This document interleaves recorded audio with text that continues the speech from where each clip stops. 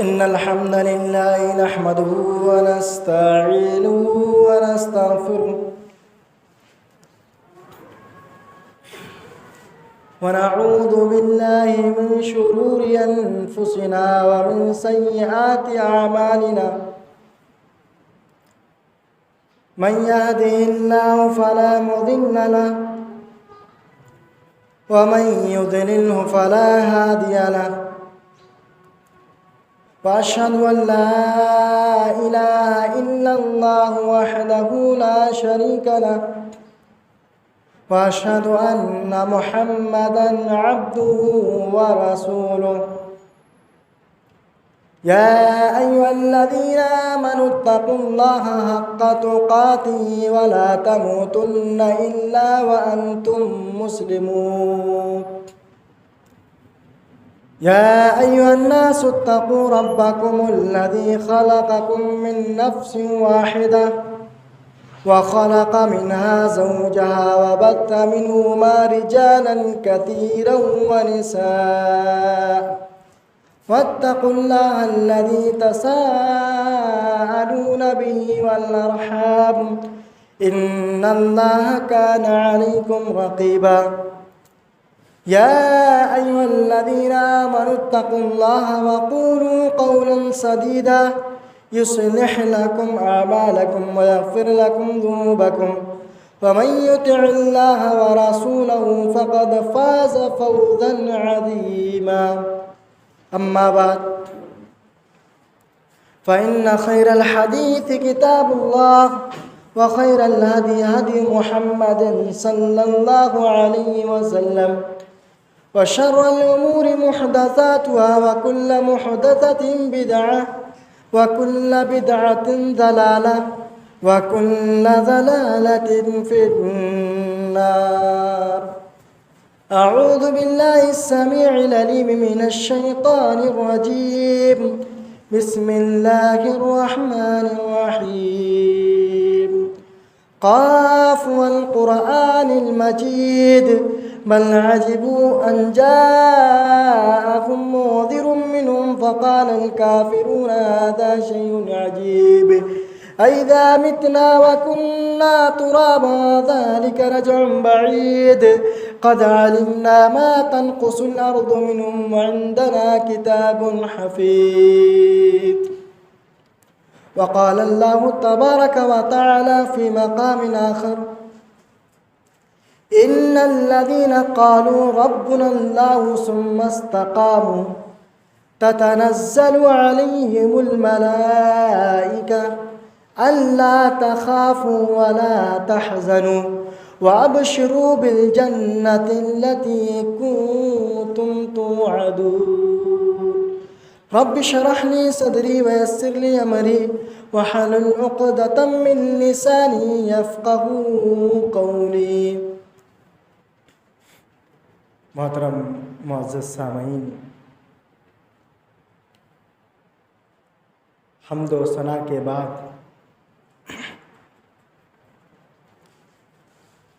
آج کے اس خطبہ جمعہ میں جو عنوان لے کر کے میں آپ کے سامنے حاضر ہوا ہوں وہ عنوان ہے توحید سب سے بڑی دولت۔ محترم سامعین، یہ جو اسلام ہم تک پہنچا ہے، یہ جو اسلام اور ایمان ہم کو ملا ہے، یہ اسلام بڑی آسانی کے ساتھ نہیں ملا ہے، بلکہ یہ اسلام جو ہم کو ملا ہے یہ بڑی قربانیوں کے بعد ہم کو ملا ہے۔ بڑی قربانی دینے کے بعد آج ہمارے پاس دنیا کی سب سے بڑی دولت اسلام، ایمان ہمارے پاس موجود ہے۔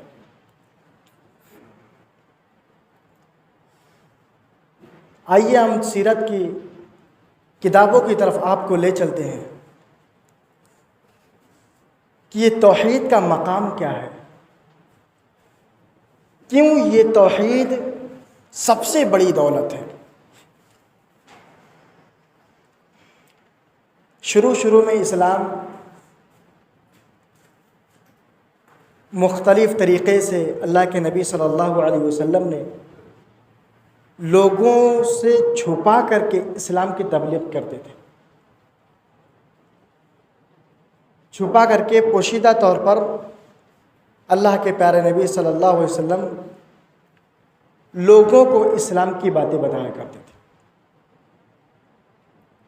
لیکن جب 4 نبوت کا وقت آیا،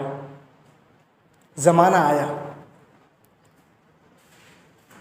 تب اب اللہ کے نبی صلی اللہ علیہ وسلم اور لوگوں کے سامنے بھی یہ پتہ چل گیا کہ اسلام دھیرے دھیرے پھیل رہا ہے۔ لوگوں کے علم میں یہ باتیں آنی شروع ہو گئی کہ اسلام اب دھیرے دھیرے بڑھ رہا ہے، لوگ اب اسلام کی طرف تیزی کے ساتھ آ رہے ہیں۔ اب اسلام کو دبانے کے لیے، اسلام کو ختم کرنے کے لیے مختلف طرح کی کارروائیوں کا انجام دہی شروع کی گئی کہ کسی بھی طریقے سے اسلام اتنی تیزی کے ساتھ بڑھا نہیں، اس کو روکا جائے۔ اسلام اتنی تیزی کے ساتھ لوگ قبول کر رہے، یہ کیا معاملہ ہے کہ لوگ اپنے دھرم کو چھوڑ کر کے دوسرے دھرموں کو قبول کر رہے ہیں، اسلام کو قبول کر رہے ہیں۔ ہمیں یہ چیز برداشت نہیں، اسلام کو روکا جائے، اسلام بڑھنے نہ پائے۔ اس کے لیے لوگوں نے بڑی کوششیں کی۔ اب یہاں تک کہ کفار مشرکین اسلام کے ساتھ سمجھوتا کرنے کے لیے آئے، اللہ کے نبی کی خدمت میں حاضر ہوتے ہیں کفار مشرکین اور عرض کرتے ہیں، اے محمد، ایسا کر لیتے ہیں کہ ہم لوگ ایک ہی قبیلے میں رہتے ہیں، تم ہمارے خاندان کے ہو، ہم آپ کی بڑی عزت کیا کرتے ہیں۔ ایسا کر لیتے ہیں کہ 1 سال آپ میرے معبودوں کی عبادت کر لیجئے اور 1 سال ہم آپ کے معبود کی عبادت کریں گے۔ ابن اسحاق رحمہ اللہ بیان فرماتے ہیں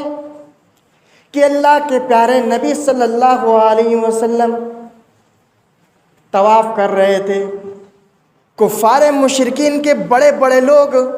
بڑے بڑے سردار اللہ کے نبی کی خدمت میں حاضر ہوئے اور اللہ کے نبی سے سوال کرتے ہیں، اے محمد، تم میرے معبودوں کی پوجا کرو، ہم تمہاری معبودوں کی پوجا کرنے لگیں گے۔ ایسا کرتے ہیں کہ تم 1 سال میری معبودوں کی عبادت کرو، ہم 1 سال تمہاری معبودوں کی عبادت کریں گے۔ اللہ تبارک و تعالیٰ نے ان کے جواب میں ایک پوری سورت نازل فرما دی، قُلْ يَا أَيُّهَا الْكَافِرُونَ، اے نبی آپ ان کفار مشرکین سے کہہ دیجئے کہ اے کافروں، لا اعبد ما تعبدون، جس کی دعوت یا جو کمپرومائز تم کرنا چاہ رہے ہو یا جن معبودوں کی عبادت کی طرف تم مجھے بلا رہے ہو، میں ان کی عبادت نہیں کرتا ہوں۔ ولا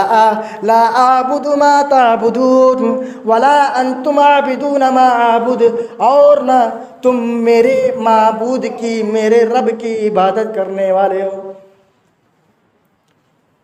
ولا انتم عابدون ما اعبد ولا انا عابد ما عبدتم، اور نہ تم اس بات پر بھی اتفاق رکھتے ہو کہ، اور نہ میں اس بات پر بھی اتفاق رکھتا ہوں کہ تم میرے معبود کی عبادت کرو، میں تمہاری معبود کی عبادت کروں۔ سنو، لکم دینکم ولی دین،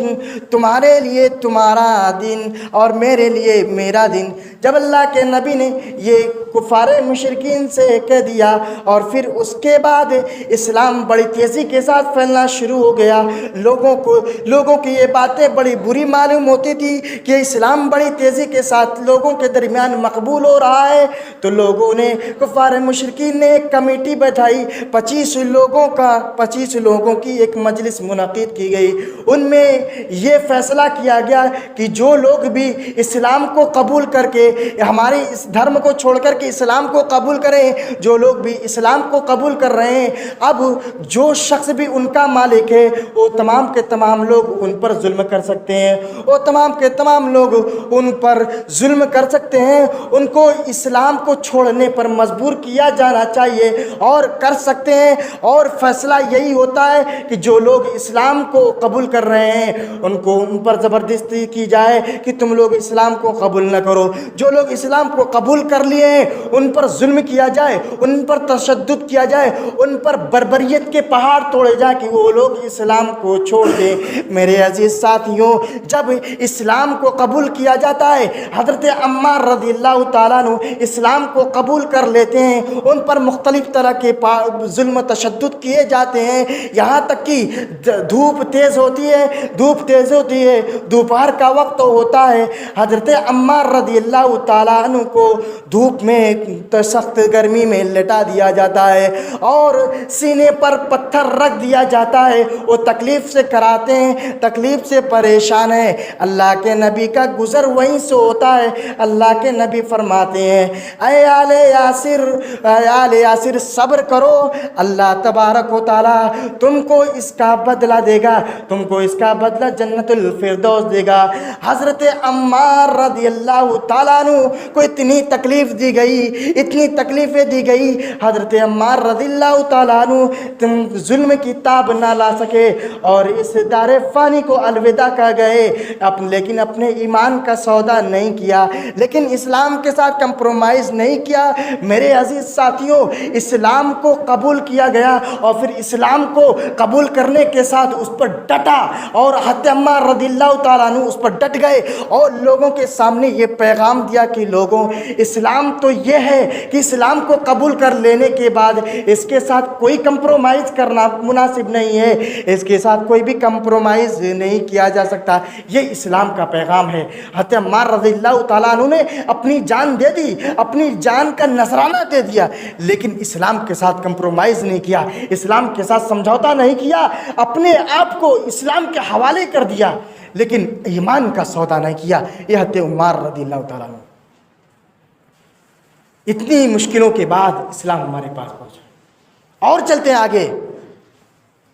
حضرت سمیہ رضی اللہ عنہ جو کہ حضرت عمار رضی اللہ عنہ کے ماں ہیں، حضرت سمیہ رضی اللہ عنہ جب اسلام قبول کر لیتی ہیں،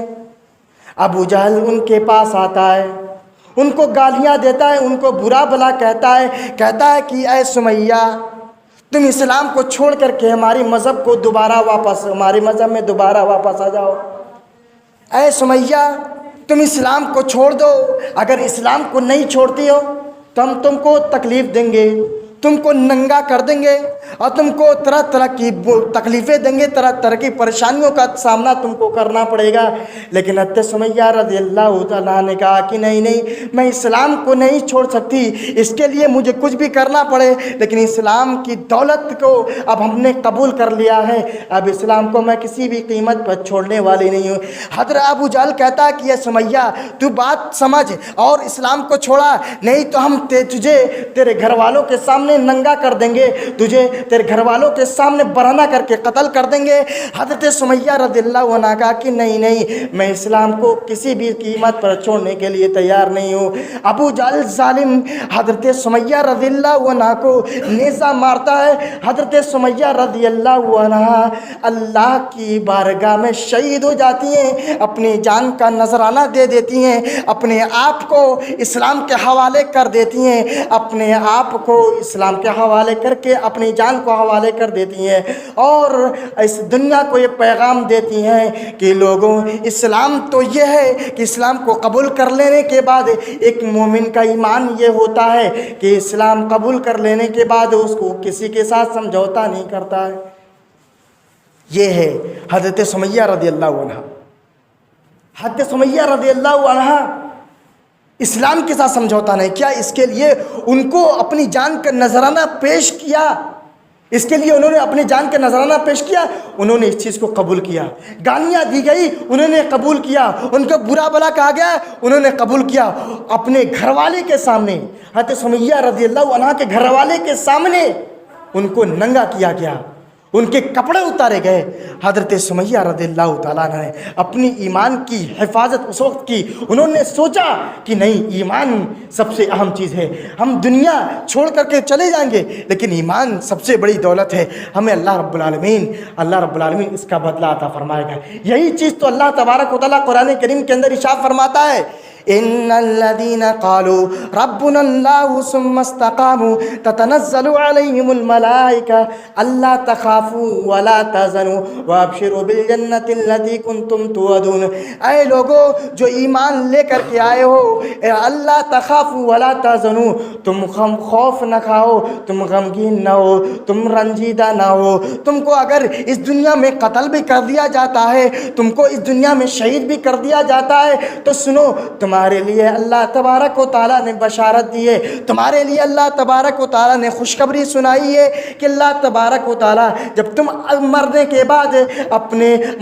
بعد اللہ کی بارگاہ میں حاضر ہوگے تو اللہ تبارک و تعالیٰ اس کے لیے تم کو جنت الفردوس میں داخلہ عطا فرمائے گا، جس کا اللہ تبارک و تعالیٰ نے مومنوں کے ساتھ وعدہ کیا۔ حضرت عمار رضی اللہ تعالیٰ عنہ اپنے ایمان کے ساتھ سودا نہیں کہا، وہ اللہ کی بارگاہ میں اپنی جان کا نذرانہ دے دیے۔ اللہ تبارک و تعالیٰ نے اعلان کر دیا، ابشروا بالجنت التي کنتم توعدون، اے مومنو تمہارے لیے تو جنت ہے جس کا تم سے وعدہ کیا گیا ہے۔ حضرت سمیہ رضی اللہ عنہا اپنی جان کی پرواہ نہیں کی، انہوں نے بھی اللہ کی راہ میں اپنی جان کو قربان کر دیا اور لوگوں کو یہ پیغام دیا، اور اللہ تبارک و تعالیٰ نے یہ خوشخبری بھی سنا دی، ابشروا بالجنت التي کنتم توعدون، اے مومنو تم خوش ہو جاؤ، تمہارے لیے تو وہ جنت ہے جس کا تم سے وعدہ کیا گیا ہے۔ یہ ہے مومنین کا معاملہ، ایمان لانے کے بعد وہ ڈٹ جاتے ہیں، وہ نہیں دیکھتے کہ سامنے والا کون ہے، سامنے والا کیا کر رہا ہے، بس یہ سوچتے ہمارے ایمان کی حفاظت ہو۔ ایمان کی حفاظت کے لیے ان کو جو بھی دینا ہو اس کے لیے وہ تیار ہو جاتے ہیں،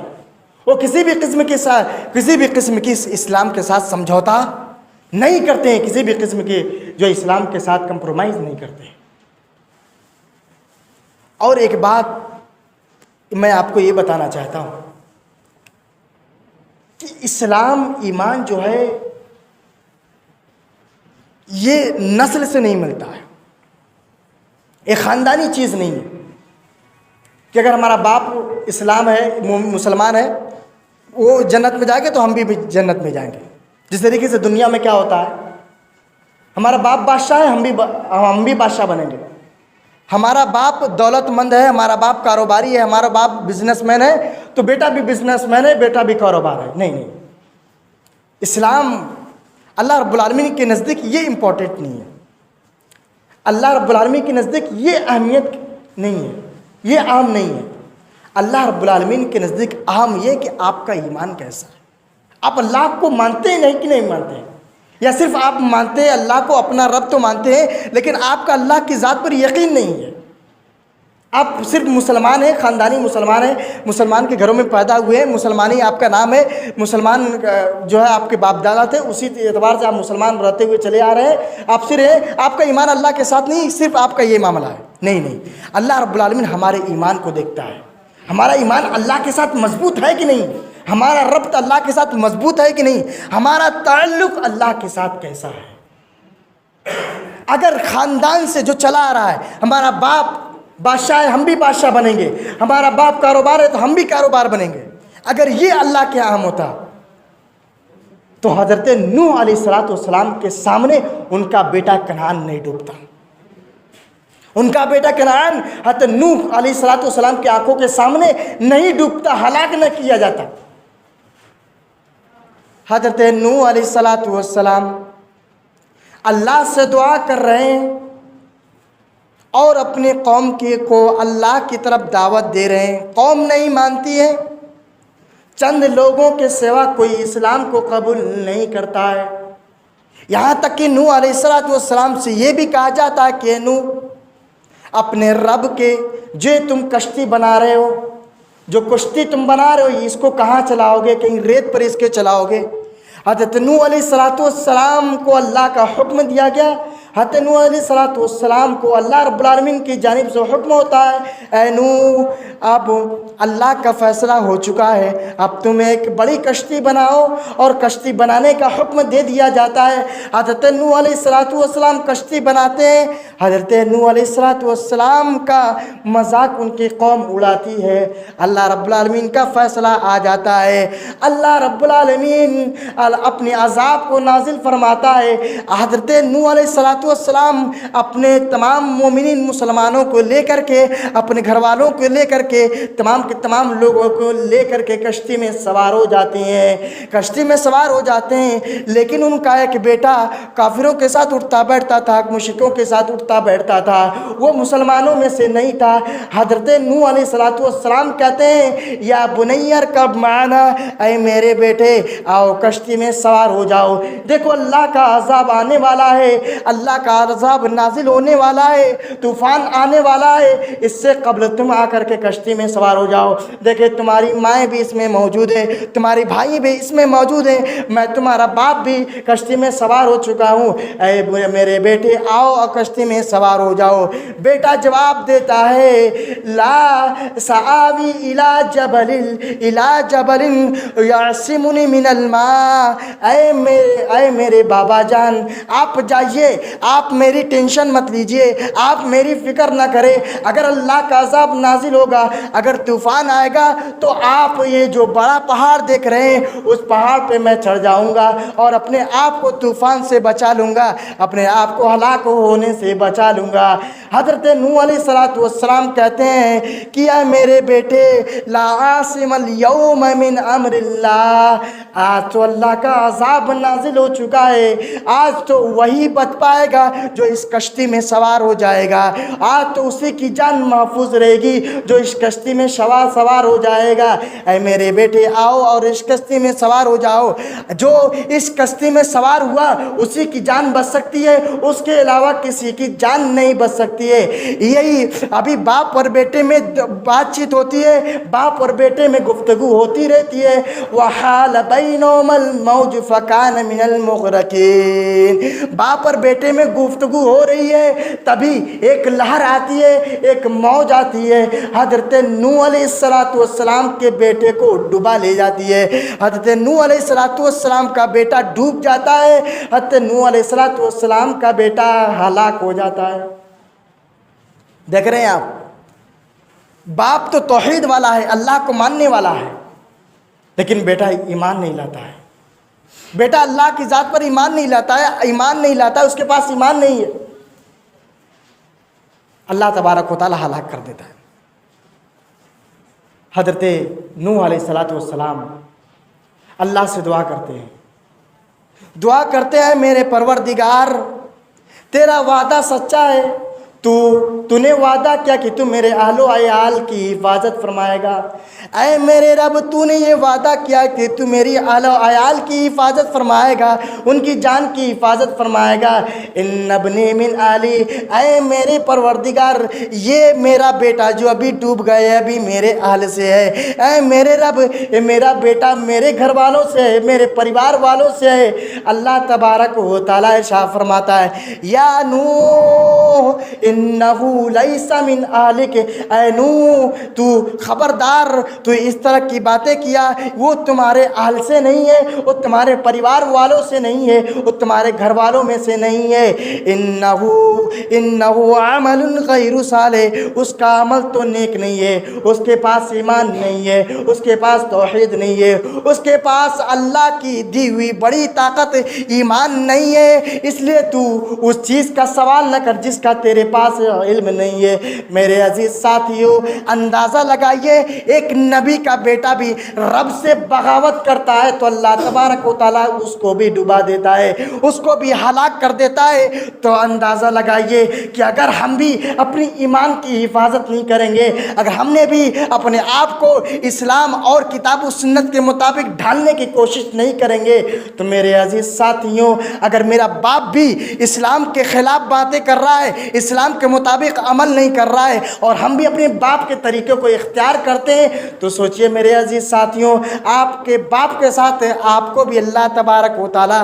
ہلاک و برباد فرمائے گا۔ اگر آپ نے یہ کہا کہ نہیں، ہمیں جو چیزیں قرآن اور حدیث میں مل جائیں گی، جو باتیں اللہ کے نبی نے بتلائی ہے، جو باتیں قرآن میں موجود ہیں، ہم اسی چیز کو لیں گے، تو یقین رکھیے کہ آپ کا باپ اگرچہ اسلام کو نہیں مانتا ہے، آپ کا باپ اگرچہ اسلام کے خلاف بغاوت کرتا ہے، یقیناً اللہ تبارک و تعالیٰ آپ کی مدد فرمائے گا۔ ایک شاعر نے کہا تھا نا،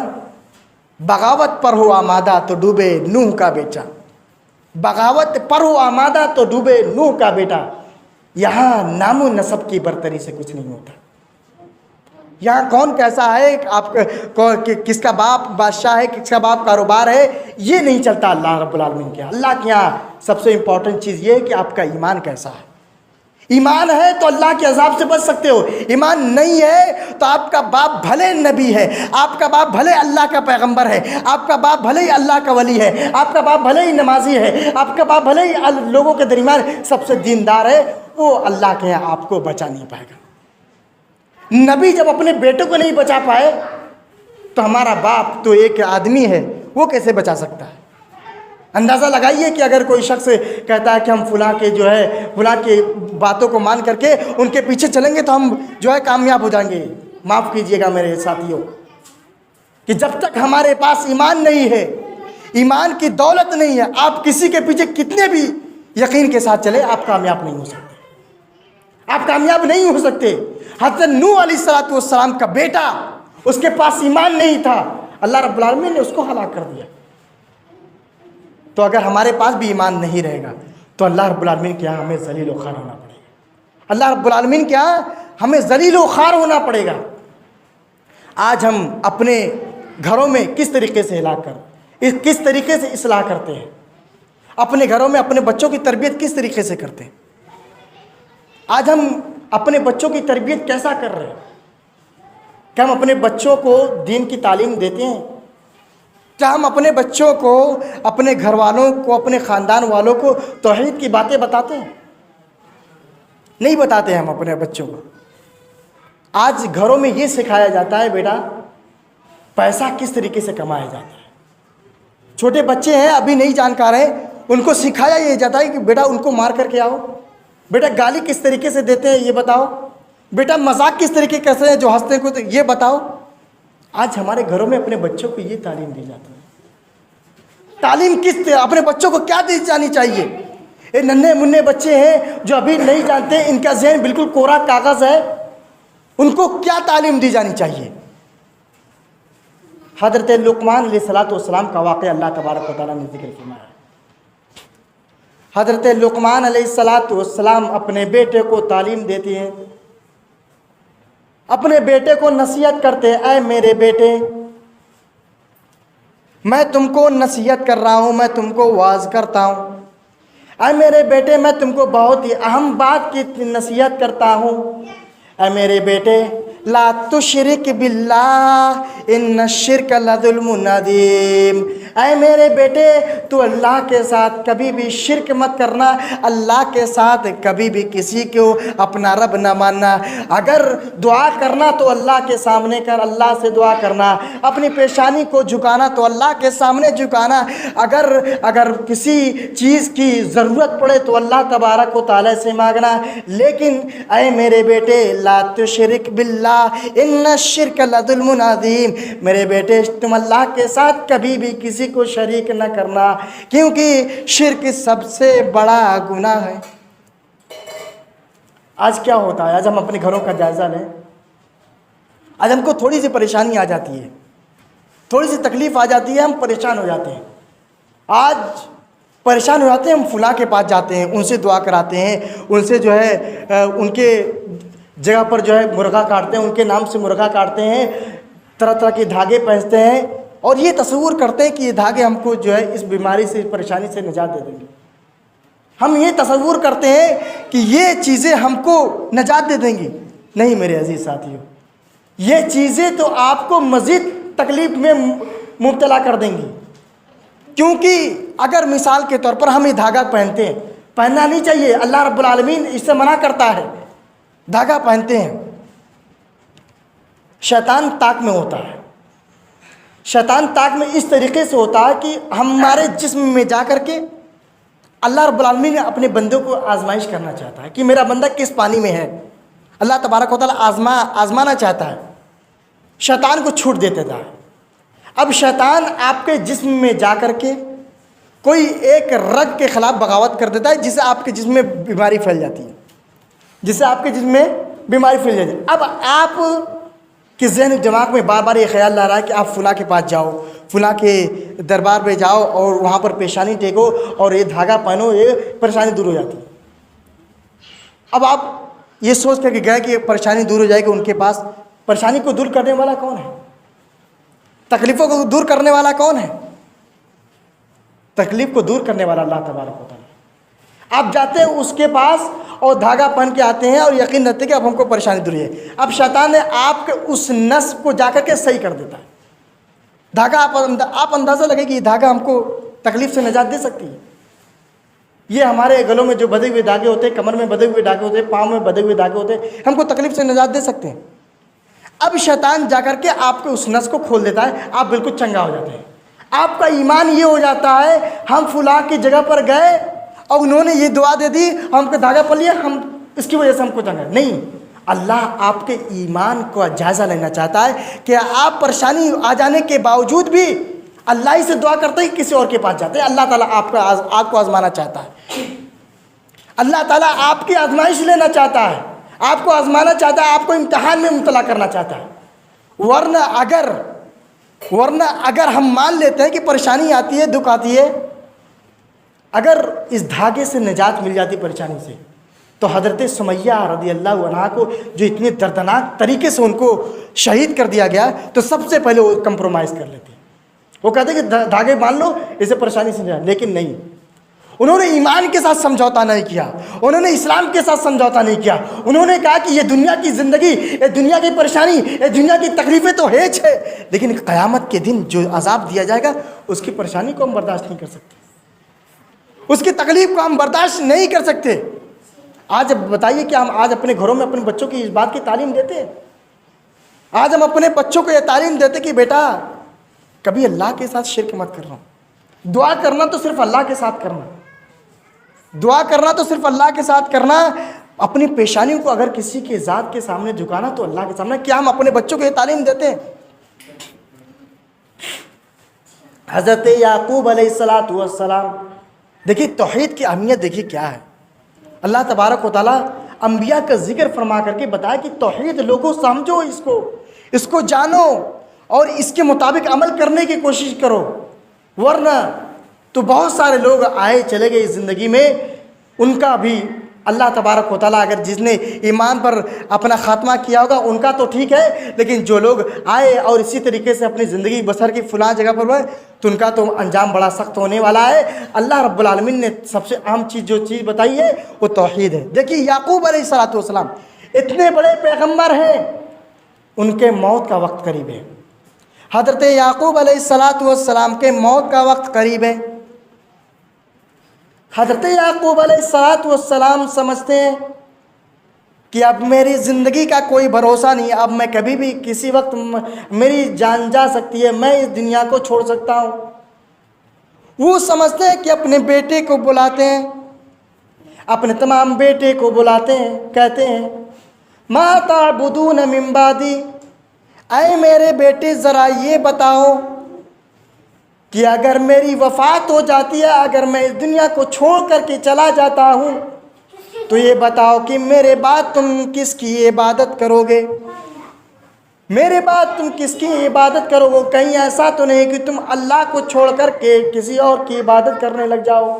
کہیں ایسا تو نہیں کہ تم مجھے دیکھ رہے ہو میں اللہ کی عبادت کر رہا ہوں، اسی طرح تم بھی مجھے دیکھتے ہوئے اللہ کی عبادت کر رہے ہو، لیکن جب میں اس دنیا کو چھوڑ کر کے اللہ کی بارگاہ میں چلے جاؤں تو کہیں ایسا تو نہیں کہ تم اللہ کو چھوڑ کر کے کسی اور کو مشکل کشا سمجھنے لگو، کہیں ایسا تو نہیں کہ تم کسی اور کی عبادت کرنے لگ جاؤ، کہیں ایسا تو نہیں کہ تم کسی اور کی پوجا کرنے لگ جاؤ۔ حضرت